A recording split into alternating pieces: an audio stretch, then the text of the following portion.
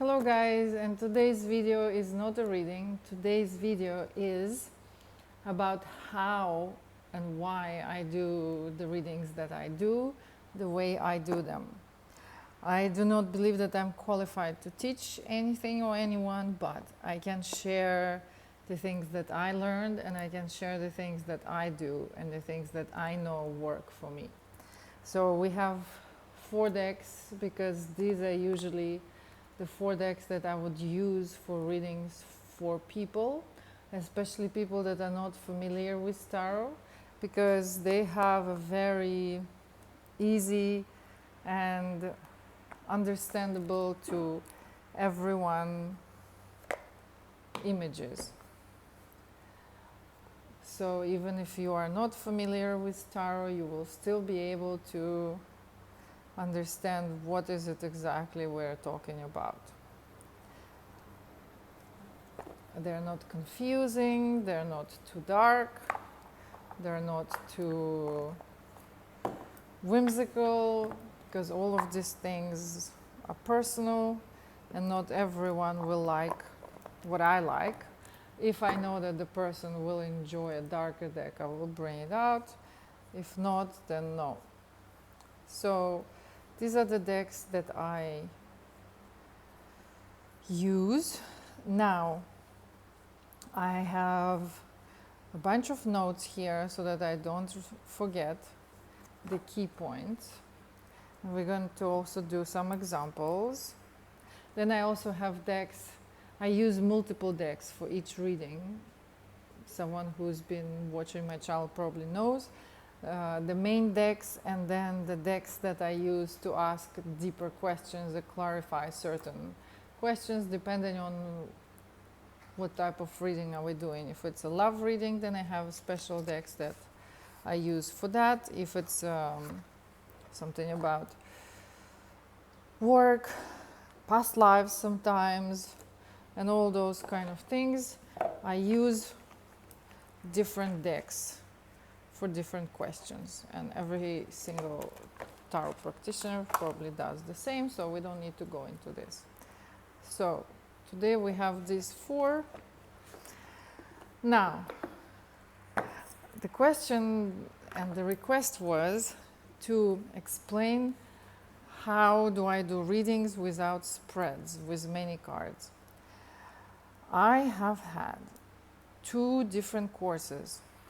First of all, my first and very impactful reading that I ever received was around 12 years ago, maybe more, but around 12 years ago, from a woman, an Australian woman in Bali, in a coffee shop. I just woke up one morning and I was drawn to that coffee shop, and I arrived and I knew that they do readings there while people have coffee and cakes, or tea and cakes. And you have to book. When I arrived, they said I had no space, and I was about to leave, but then I decided to stay and have a carrot cake. And the moment I sat down, they came up to me and they said, there is a spot that's open up just now because someone canceled. So I went and I had a reading with that woman, and I didn't have any specific question. So she just gave me a general reading, and I knew nothing about tarot at that time. All I remember is that she was pulling cards as she went, and she had a lot and a lot and a lot of cards in front of her, and the reading was so out there for me at that time. She predicted things like, she told me that I had to save money, and she really pinpointed that a few times throughout the reading. Save money, save money, save money. Harder times are coming up. You have to change the place in which you live at the moment. And it was true. It was no longer good for me. And then she said, you have a man in your life now, but that's not a true connection. He has somebody else. There will be someone else that will come. Then I see a child, and then I see marriage, and then that person will become your husband, and his job will be traveling to other countries. She even mentioned country names, which at that point I didn't know how she could possibly see in tarot, because this is not something we can see. So obviously she was receiving information that was not coming only from the images that she was seeing on the cards. She was in a flow, she was plugged into the collective information field, and all these things that she predicted, except for the fact that I had to move, were ridiculous to me because my money situation was very stable. I was not planning on getting married. I didn't want to have kids at that time. I was young, I was partying, I was enjoying life. And so I forgot about it until 3-4 years later. I was married with a kid, and I looked back and I realized that things exactly happened the way they happened. First I met the person, then I got pregnant, then we got married, then we started having money issues. And everything that she said was unfolding the way she unfolded. My husband was traveling to Europe and the countries that she actually named. And I wouldn't say that that happened because she predicted it. I would say that I went there so that I could possibly would have been warned about saving money, but I was so detached from that future possibility that she has predicted for me that I completely ignored it.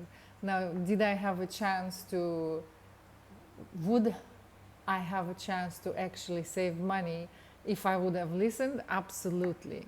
Do I believe that I have created that future because it was predicted? No, because I've forgotten about it, like a story of a mad cow that someone tells you and you never remember ever, unless you suddenly see a mad cow on the road. So when people ask questions, is it dangerous to read tarot? Will I create then that future that I heard about? No, I don't believe so, unless of course you freak out and hold on to it so much instead of making certain changes. Then yes. So we always have to know, why do we go to have a reading, and why are we asking questions about the future, and whether we're really ready to hear it. If we're not ready to hear, because we are not sure that we have the strengths and understanding and capabilities to go and change the course of that future that we have, because it's just one possibility deeply rooted into what we're doing right now.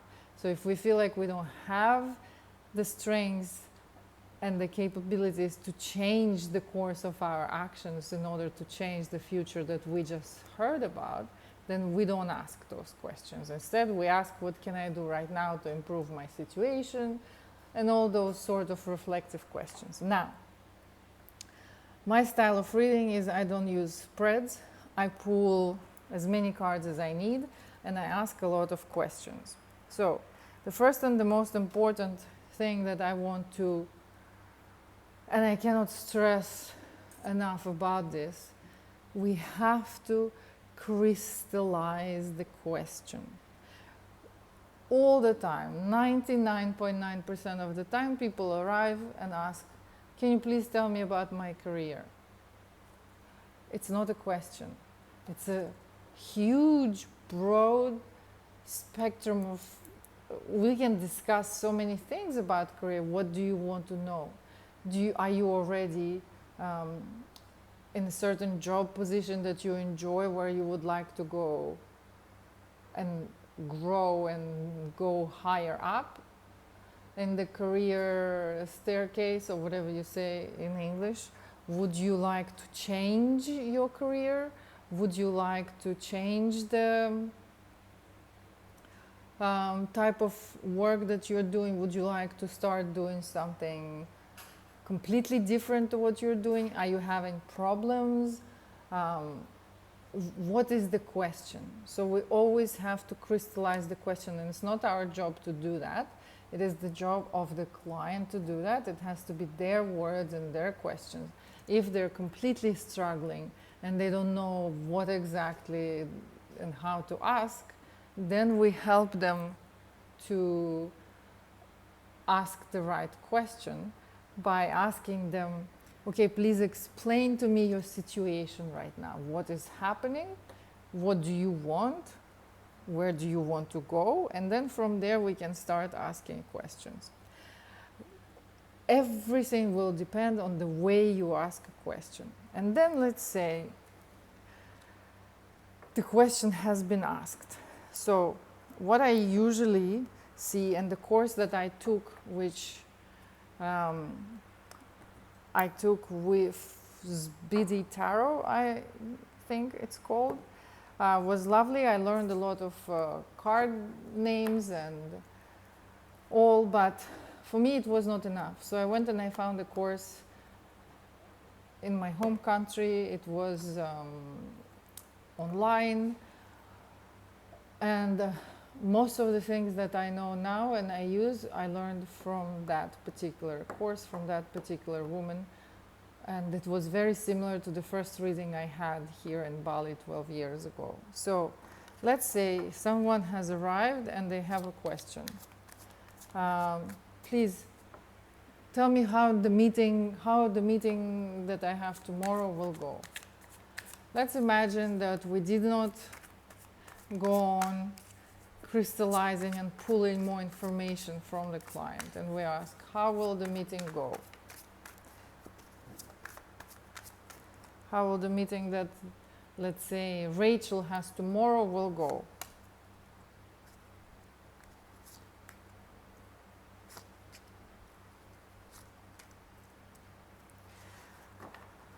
Well, first of all, she will walk away disappointed because the time was wasted, and maybe they are the way they see things, or their values, their truth, their understanding of the problem is not the same. There is a lot of maybe. There's nothing that I can say more than this. Why? Because I have forgotten, or I didn't think to ask a client a very important thing. What kind of meeting is it? Who are you meeting? Is it work? Is it something private? Are you meeting a friend you had an argument with and you haven't seen for a long time? Are you having a blind date? Are you having a first date? Are you meeting your ex that you think you need to reconcile with? Are you meeting someone, or are you meeting your ex that you're planning to divorce? Is it a business meeting? Are you meeting your competitors? So all of this needs to be asked first. And then, once we know, let's say it's a meeting, it's a business meeting, then we can ask a question: how will this business meeting that I'm going to be having tomorrow go? It still will be too broad. What do we want to know? Okay, how will this business meeting that I'm having tomorrow will go?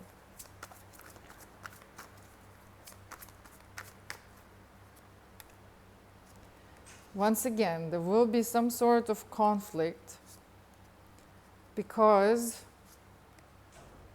the project that we're working on, we cannot agree on how to do it. And there are many different choices, but what makes me think that the project needs, and what that other person thinks what the project needs is very different. What makes me happy is very different.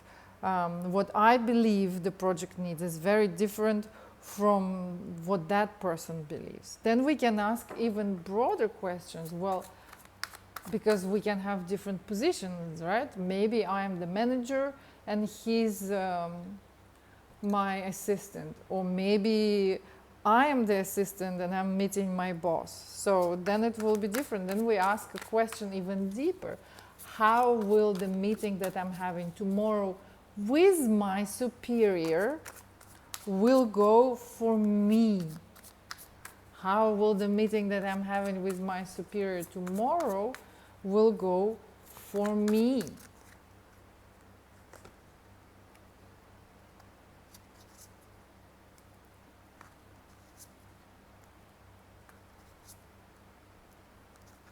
I will walk out of that meeting extremely happy. I will be, to start with, I will walk in so confident.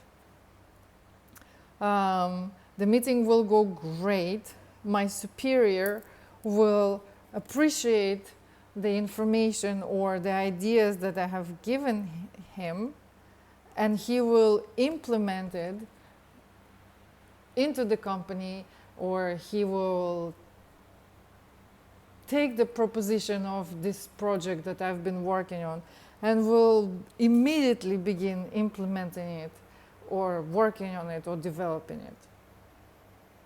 Right? Then if we are not sure, we can always clarify. What does the Knight of Swords mean? Swift action. The knights are rarely people. It's always something about fast and dynamic action. So he will be happy, I will be happy, I will be confident. And whatever I have proposed will be implemented very quickly. From here, if we have questions, please clarify the Knight of Swords. Let's say I'm not sure what the Knight of Swords is talking about. The Knight of Swords is maybe talking about, not about the swift action, but I went there super happy and confident, but my superior actually was not really sure about it, and he decided to go completely opposite direction, because here we have the Knight of Swords facing the other way, right? So you could have read it as my superior will take swift action, but we don't sit there thinking, oh, which way is the Knight of Swords going? We can receive this information intuitively, and if you lay the cards down and you feel, I'm not sure about this Knight of Swords, what does it mean? Before saying to the client, oh, the meeting will go great and things will start moving very quickly, you actually add a clarification card. We never feel shy or embarrassed. Add clarification cards. Why? Because tarot is a language. It's literally like a word or few words. An image is triggering words in our subconscious, right? So we translate images into words. Words are simply signposts to something. We're trying now to connect to an energetic field, a collective consciousness where all the answers already exist, and then translated using images into something tangible. So the more cards we have, the more crystal the question is, crystal clear. The more clarifications we make for when something is unclear, the more clear answer we can give to the person. So here we have Eight of Swords. So maybe he will take this project and begin implementing it, but then something won't move the way it's planned, because we have here the Hangman at the bottom. So we're still not sure, and then it will come to an end. So it will start quickly and it will come to an end. So, okay, can we please have a look a little more in detail? Why? What will happen exactly? So it will all sort of slowly come to an end. For some reasons, he decided that that's not what he wants to do. And it will be all left hanging in the past. So why? Then for some reasons, although I felt confident and I felt that he took it very well, and he said at least that he will start taking immediate actions, then for some reasons the situation just stopped evolving. It went nowhere. Maybe he put it in a file somewhere at the back of his desk and completely forgotten about it. So something in there scared him, something sort of freaked him out. Maybe your ideas were a bit too radical. So let's have a look. Again, this is all we can see from here. We ask, why?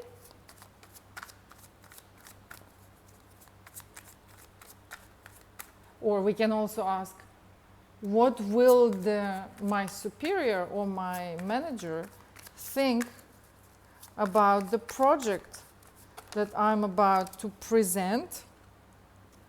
And we have Seven of Swords falling out here, which means there will be something tricky in there.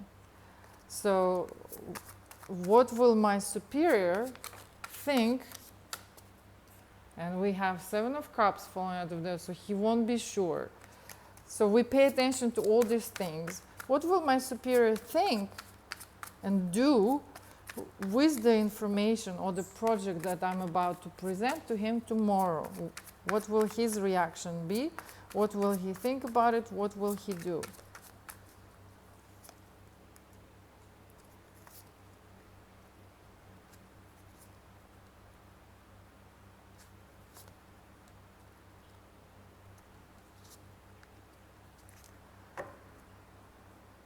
Nothing. He will not do anything. He will waste this project, this chance, this possibility of growing the company, of changing the dynamics, whatever the project is, right? He will just leave it sitting there on the shelf and rotting away, as we saw here. So he will somehow just waste that. Or maybe his hands are tied. There is nothing that he can do about it. Yes, he sees the possibility. Yes, he sees the opportunity. Then we go, why? Why will he not take my project and put it into action? So we had their 7 of Cups, we had their 7 of Swords. So either he will tell us something like, yeah, it's a great project and I will do what I can, but then he won't. Or maybe it's someone that will try to steal the project from you. So why don't we see any development of this in here?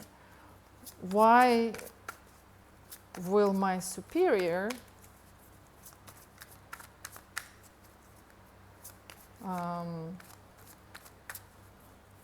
not? So we have to crystallize the questions then. Why won't he take the project and start developing it? Why won't he accept or allow me to develop this project or put it into life? Why will he be stalling?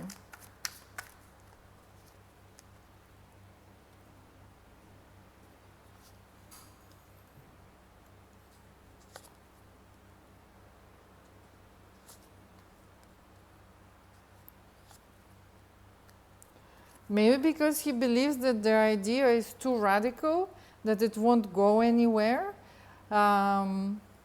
Maybe because he's jealous that it's you who came up with this idea and actually it's him who wants to take the credit for this idea.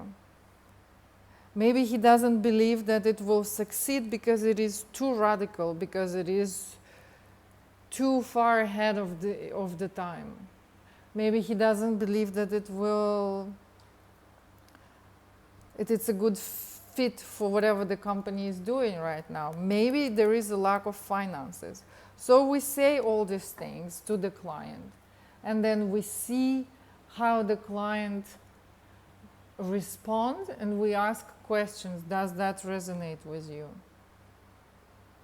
And then the client can say, yes, actually, it's something completely radically different, and I decided that I want to see if the company can change the policy on this and this and this, and then things make sense. So we see what we see, the way we see it, even if it possibly doesn't make any sense to us, and then we feed it back to the client and see what they respond to us.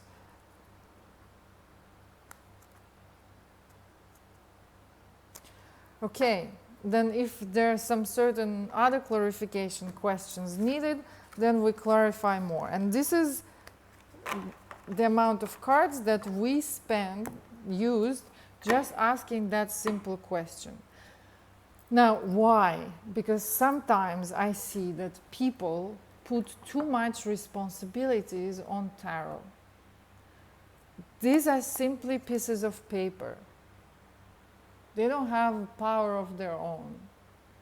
What we're doing here is we're connecting energetically into the energy field of another person. and we're using images as a tool to translate that information into something tangible where we can then make into a clear answer to the client that comes looking for that clear answer. In order to have a clear answer, we have to have clear questions. It's like having a conversation with a person. If I would come to a friend and say, what do you think my husband think about me? And the first question she would ask would be, what do you mean? What is the context of this question? And then we go on saying, oh, well, we had an argument yesterday and this happened.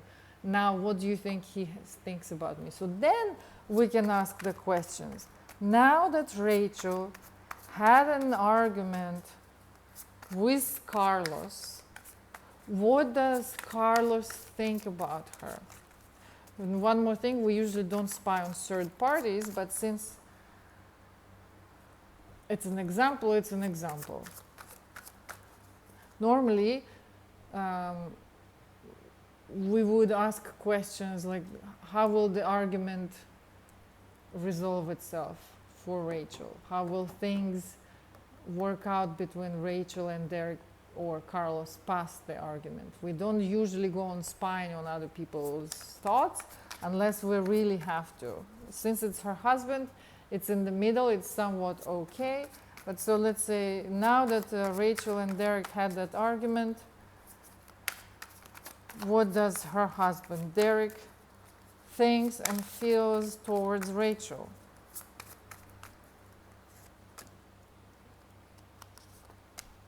He thinks that he needs time to process all the feelings of heartbreak and very strong, mean words that have been said. He feels defensive. He feels tired, he feels defeated. He needs time. He needs time to process what has happened.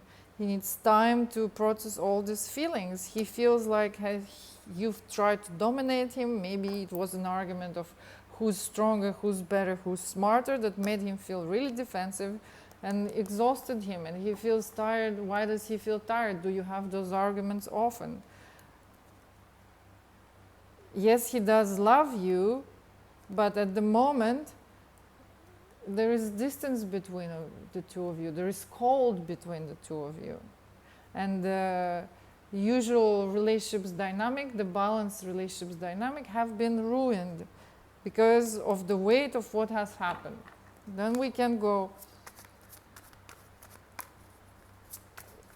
how will Carlos or Derek or whatever react? What will his response be if Rachel will go and openly, honestly, genuinely apologize for all that she has said to him?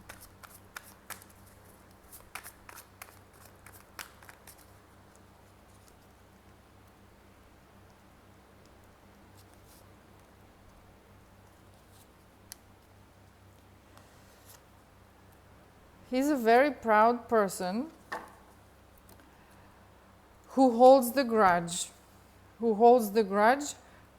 How do we know that this is holding the grudge? Because we have two cards next to each other. He's holding stuff and not letting go of any of them, although it's, like losing kind of balance and jiggling left and right, but he's going to be holding on to all of that, and he doesn't know how he's going to be how he's going to react to it. He has all these mixed feelings, and he doesn't see right now the way to be able to leave this all behind. He is not ready. He's a very proud person.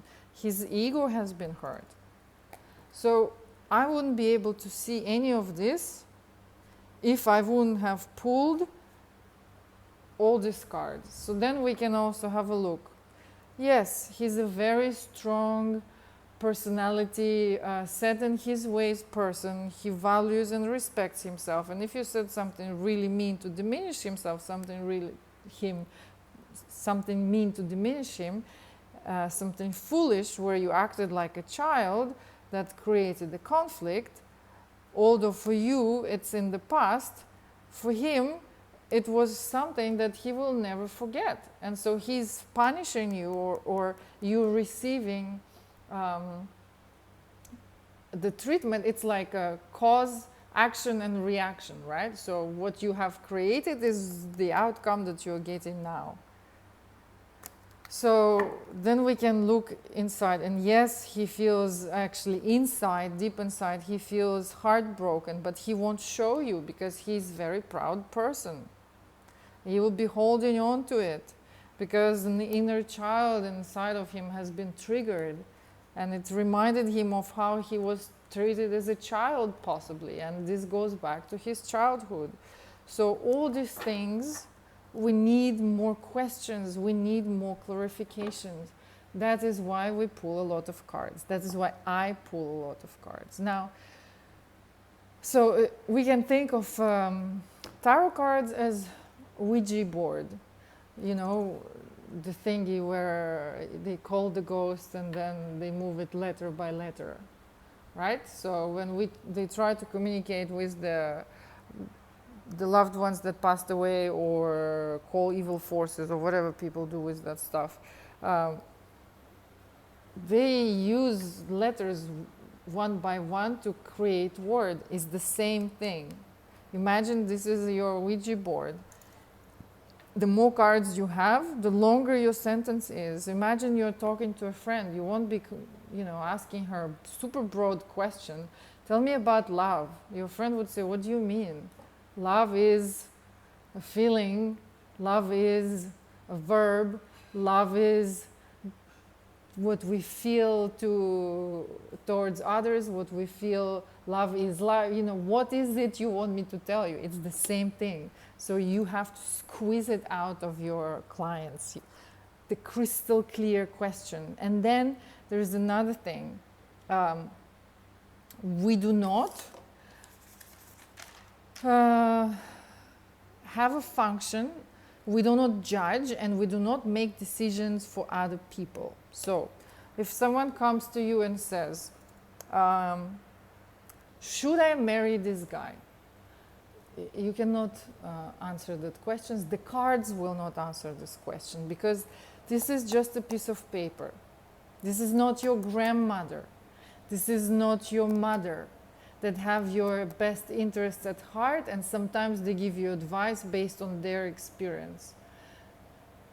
We are connecting to all the possible outcomes that exist in a space-time continuum around us.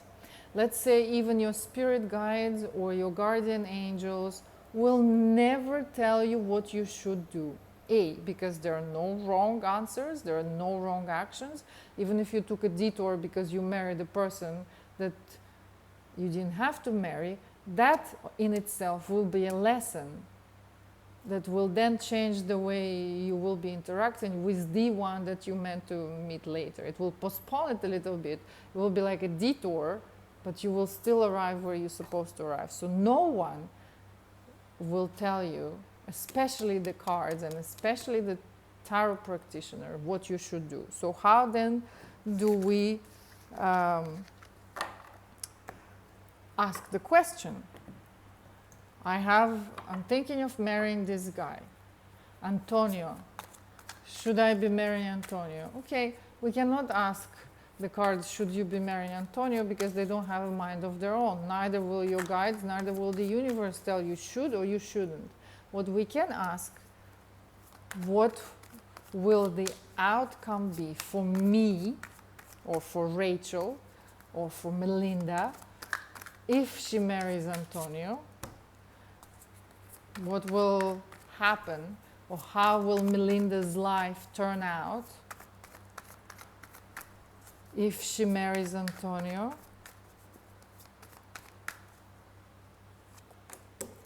How will Melinda's life turn out if she doesn't marry Antonio?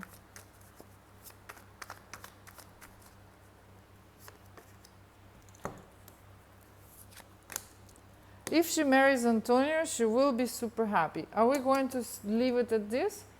We can, if this is what the person is happy with. Do we even want to look at this? We can leave it aside and say, or the person can ask you, the client can ask you, what else? Because no one is just, this is just the end of Cinderella, Beauty and the Beast, and they lived happily ever after. We know it doesn't exist. So then we say, let's go a little bit deeper. How will Melinda's life turn out if she marries Antonio?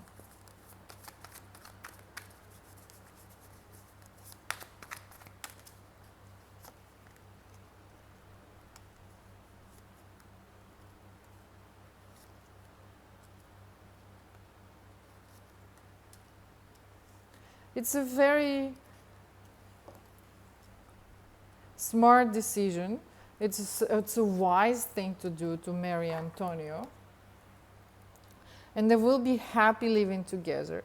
Yet there will be moments when they will get tired of one another, when there will be some emotional turmoils, and it's natural and normal because people bring up in one another the things that we reflect onto outside world, because we're all each other's mirrors, right? And there will be moments where you will regret it, or you will feel stressed and tired and very emotional, and there will be moments where you will feel betrayed. And we're not specifically talking about infidelity, although we can go and dig in deeper into that.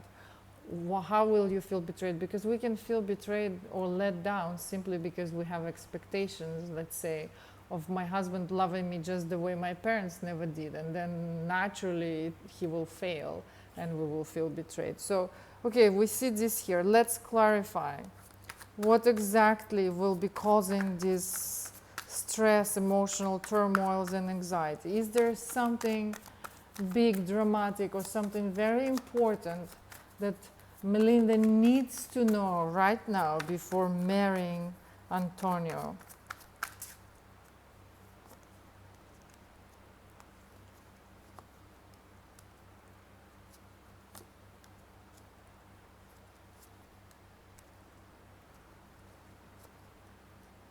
She needs to know that what you give is what you get.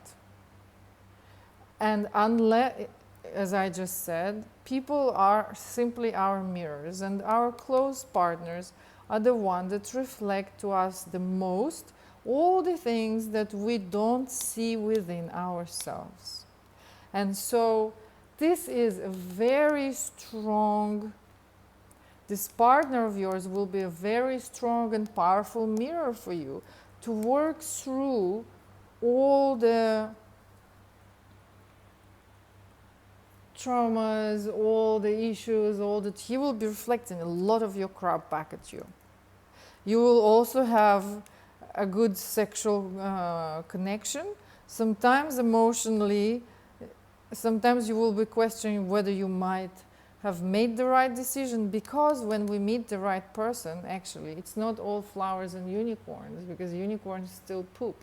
And what does that mean? There will be unpleasant moments when that person, when people talk about soulmates, they think it's just my life from here will be like I'm Cinderella and he's the Prince Charming. No, that soulmate of yours will come and reflect back at you all your shit so hard that you will want to run for your life. And then you will have a choice. Do you want to stay and respect your choice and deal with all of that? Or will you run and try to find somebody else and go through it all over again? So then we can ask some more questions if it's not clear. Please clarify. But this is very clear. What you get is what you give is what you get. Then we can still clarify. In general, all things included, all things, go ahead and do it. Go ahead and do it. This is something that will help you find that inner equilibrium, because you'll be able to work through your bullshit. In general, will Antonio and Melinda be happy in their relationships, taking all the things in consideration that happen in healthy relationships?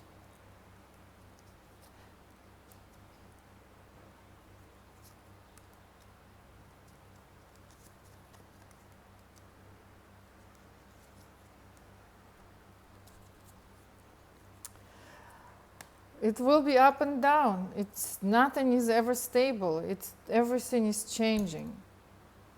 There will be moments when you will feel defensive. There will be moments where you feel like going or leaving. And this is where we allow our intuition to come through. Do we feel like, because Wheel of Fortune can also mean karmic relationships, destiny. This was your destiny to heal all of that which makes you feel defensive and doesn't allow you to let the world in. This will, if you will stay and cut through all the bullshit, you'll be able to heal. This can also mean that it will be up and down. At times you will feel defensive, at times you will feel so far apart from one another. But then the beauty of long-term relationships is that we can go this way, but then we also always come back to one another. Then we have this King of Swords here. Let's clarify. Who is this King of Swords and what is he telling us? Please clarify King of Swords. And this is literally how we do it. In the question, will Melinda and Antonio will be happy together, taking all in all in consideration? No. This is talking about that at some point they will separate, they will split up. So there will be so much stuff in between them, so much defensiveness, so much space, so much arguments. Or maybe it's a karmic relationships whereby they got together to heal something within one another, and then they will get divorced eventually. So clarify, clarify, clarify, clarify, clarify. But go with your gut feeling. That's another thing. We don't sit and read into the symbols of the cards. We don't do that because we don't think our way into readings. We feel. When we read for another person, we get connected to the energy field of the person. We're in the flow. We're receiving information, and not always through the cards. If you don't see something on the cards, but you continuously get in the same thought or the same feeling, you kind of kindly, gently, diplomatically put it in there. If you don't see it in the cards, you can try and find the confirmation to that thought that's continuously knocking on your door, but you don't see it on the cards. So you can say, what else? And then you pull some more. And you see, These relationships had higher purpose. These relationships had higher purpose. They were sent to you from above so that you can work through your bullshit. So that you can improve, so you can heal, and that's something that was destined, or you both pre-planned before you came onto this planet. Now, this will also strictly, all of this depend on the person that is sitting on the other side of the table, the person you're reading for. If it's a spiritual person that takes self-work seriously, then this will mean this is a karmic relationship so that you can heal the wounds from the past, so you can drop the defense and move on to next relationships, cleaner, clearer, softer, better. If it's not a spiritual person, this can simply mean, no, the dynamics will change. You will become so defensive with one another. There will be such distance between of you that your husband will grow really cold and leave. And then we go here. What else? There will be another woman that will break the marriage. We'll read High Priestess as possibly secrets. Another woman that will apply to or tap into his lower chakras, whereby, or from work possibly, someone from work, a good-looking person that will end up pulling him away and out of the relationship. So it will all depend on the person that you're reading for. If that's not a spiritual person, then the information you will get in from them will be on the level of their consciousness. So we have to drop away our own perception and our own judgment and look at the cards, and if it's not clear, we continue clarifying. What's the High Priestess talking about? Is it another woman, or is it the relationships that were sent to you from above? The relationships that have been sent to you from above, it was the karmic relationships. It was something that you needed to have to work through your bullshit and leave it in the past. So I wouldn't have known this if I wouldn't have pulled this card. So we're always clarifying. This was a karmic relationships. It was your destiny to drop your defense, to heal your wounds, and to move forward with a clear, crystal clear consciousness and awareness to cut through all the bullshit. What else we pulled here? So that you can work through your stuff and leave all the negativity behind. This was sent to you from above. This was something that you needed. This was something you couldn't avoid. You both agreed to come in this lifetime to work through this so that you can live in an environment that you want. So unless I would have clarified that, it would be a lot of if, maybe. And who wants to hear that? No one. So we are not afraid to pull more cards and ask more questions, right? So this was what would happen to Melinda if she marries Antonio. Who was it? I forgot already. That's why we also use more than one deck, because at some point we run out of cards, so then we take another deck. But here we have another question. What will happen to Melinda if she doesn't marry him? Very clear. If the first option was they will go through so much together, reflecting to each other their unprocessed, old, subconscious, dysfunctional programming and heal one another. Here we see that she'll be still stuck in her own ways. She'll be still stuck in all that, in all those traumas and all those beliefs that are not true. She'll be still stuck in her head, unable to fully see and experience the world. Do we even need to look into this? If the client says, yes, please clarify, expand a little bit, then we expand. What will happen to Melinda and how will her life unfold if she doesn't marry Antonio? Okay, we do not turn on our brains. We just ask more questions and continue flowing with the flow of the reading. We do not stare at the symbols, we feel. We cannot think our way into the intangible, and that is why we use as many cards as we need to ask as many questions as we need, so we don't have to use our brain, so we can just look and the information is given to us.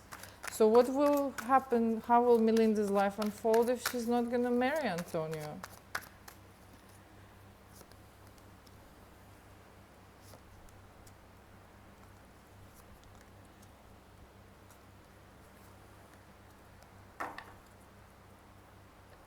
Once again, we look at the bottom of the deck. If we're unsure what the cards are saying, we pull some more. She'll be stuck in the same way, blissfully unaware. She'll maybe marry someone and stay happy, sort of, and comfortable within her comfort zone, wherever she is. Or also, she'll be stuck in the dynamics or issues that she had with her mother, because cups can be also signifying blood relatives. So she will never deal with those unhealthy dynamics that she had with her mother, that comes from her home, parents' home, where she grew up, and she'll still be stuck in this cold-hearted, I don't trust the world, staying with the sword on guard mentality. You get what you give. And so can we clarify, who is the Queen of Cups? Is it her mother? It's her parents, obviously.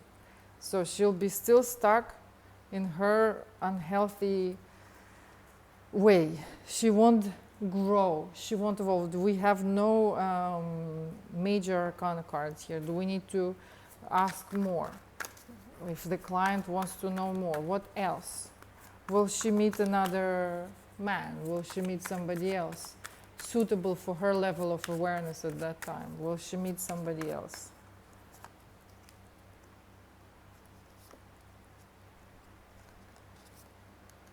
The world will continue reflecting her emotional state to her until she'll be literally pressed back onto the wall,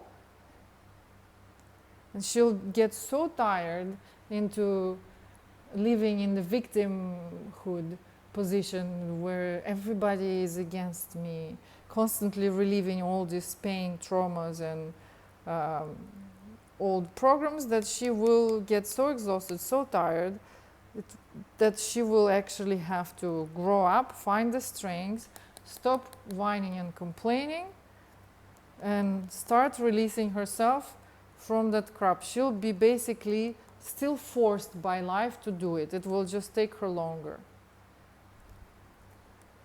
She'll still be looking for love outside of herself, replaying her childhood programs. Or she'll be an idiot not to marry him. This will all depend on the context, and you have to ask more crystal clear questions. Now, what time is it? Almost 1 hour. I have so many notes that I wanted to cover. Let me have a look quickly. Why I don't read also reversed cards? Because in the context you can already see we all know both meanings. We know the reverse and we know the upright. There is no need to have the cards like this because it's harder to see the image, and our subconscious and our ability to connect with intangible comes from us not having to think. So if I have to think, oh, this is reversed, what does it mean? It gets me too confused, so I can clearly see that this is no good. She'll be still stuck in this emotional turmoil. The world will continue, the universe will continue to reflect it back at her. The other thing, why we never read other people's cards. Let's say, if it's an online reading, I take photos of this, or the client comes in person and say, can I take photos of all the reading? Yes, please do, because maybe you'll come home, you look at the images and it will give you certain insights, or you just want to keep it as to remind you. Sure, but then we don't take these photos of one reading from one practitioner and go to another person and say, oh, can you tell me what this means? It's impossible. That person who holds the cards has the connection with that deck. That person has worked months, years, and decades sometimes with that one deck. And that person has learned the language of that particular deck, what each card means. And maybe there is no explanation for that card in your tarot book or in the regular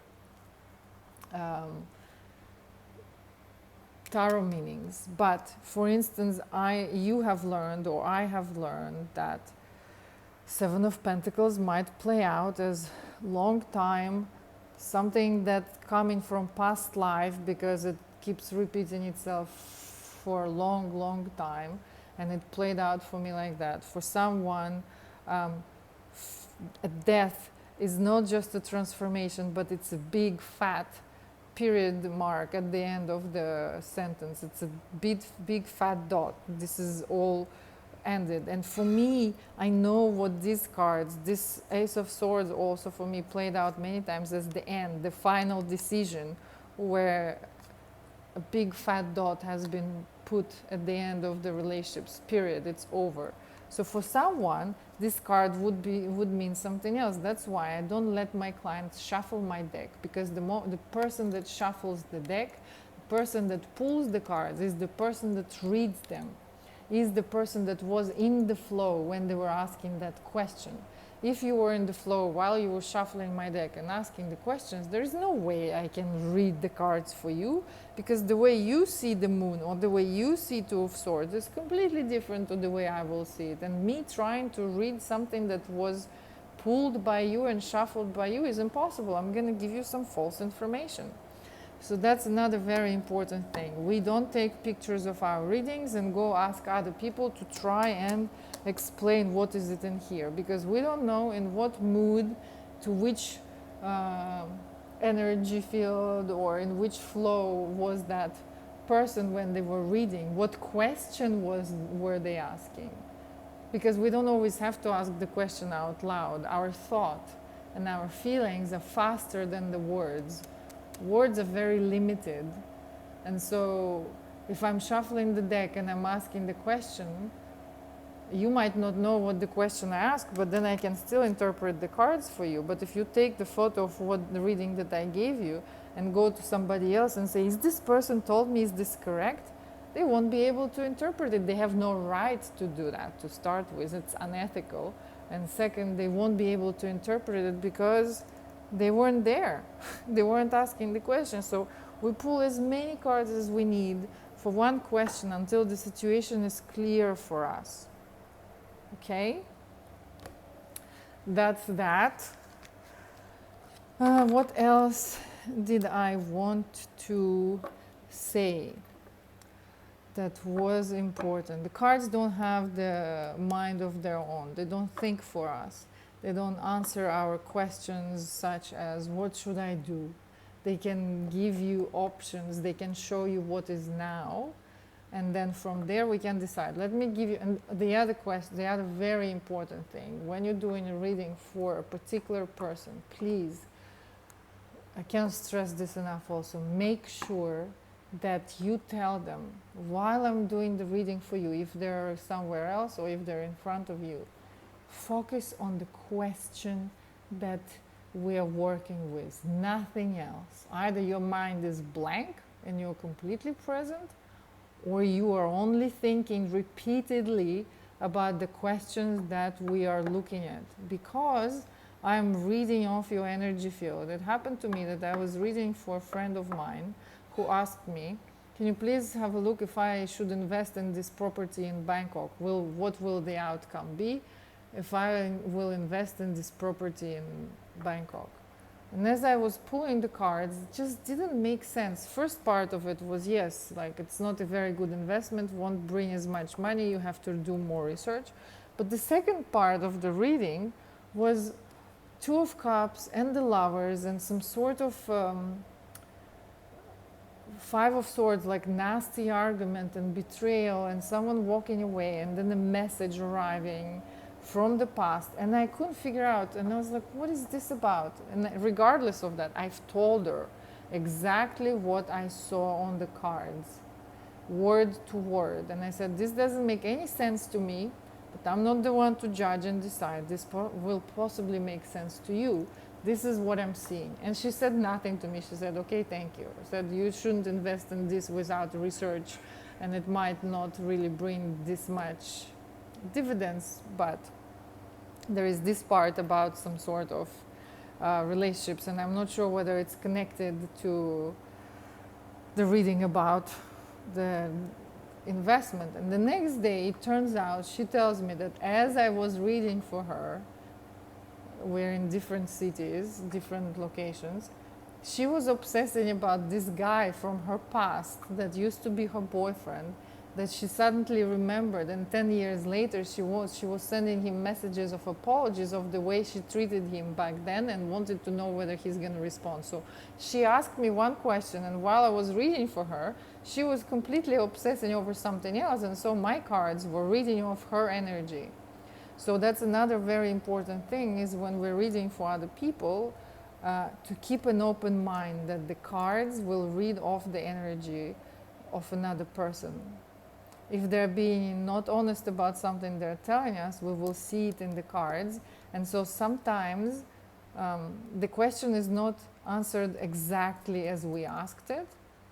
Sometimes the answer is what the person needs to hear or what is happening right now. For example, I had another reading for a friend just a few days ago who asked me, what will my future, or will I meet my future husband this year?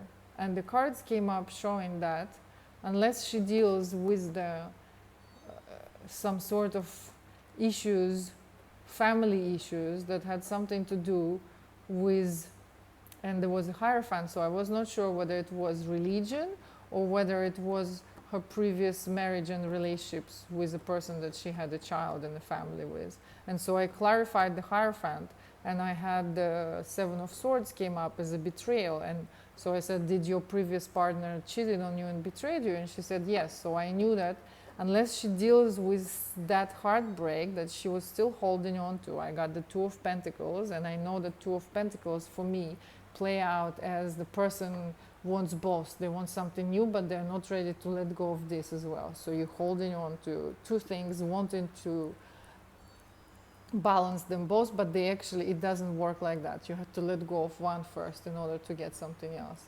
So the cards were saying not whether she will meet the person. The cards were saying that this is what you have to deal with first before you meet the person.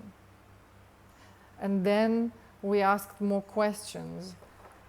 What specific dynamics does she have to let go of in order to be ready to meet that person? And once again, we had her being a very easily influenced child, whereby she doesn't even know what she feels because she adjusts to every single partner she has in the relationships and becomes kind of melts into them and becomes the way she thinks they want her to be. And the cards were showing that it came from childhood because she had a mother and a sister who were literally like yo-yos up and down. So she learned to emotionally read the room and adjust to people in order to be safe, so that she can give them what they need to avoid conflict. And that is what causing her to completely lose herself in the relationships today. And then she said, okay, I want to know if I let go of all this and if I will work on all those things, will I meet what kind of man will I meet? And the cards once again were showing that didn't show me the future, they didn't show me the man that she will meet. They were showing again that before there was High Priestess, which means that the future is not yet clear, and it will depend on whether she will be able to fully let go of that childhood programming and fear of being betrayed by her partner. So I didn't get a clear answer, and I didn't get anything about her future partner because she's still very much settled in the way she is right now. So we cannot receive an answer for the future that hasn't yet begun to be formed, because she hasn't even started the work yet. She hasn't even started letting go. We just found out that that's what's stopping her from meeting that kind of person. And so I couldn't give her a future reading because the cards were just not giving it to me. And sometimes we have to be okay with that. We have to tell the client exactly what we see. We clarify, we ask for more details, we pull more cards, we use more decks, as much as we need and as long as it takes us. Okay, this is over an hour now. I'm going to finish up, look through my notes and see if there is anything else left that needs to be put in the next video. Thank you for listening. Thank you for being here. This was Elora, and I hope this was helpful.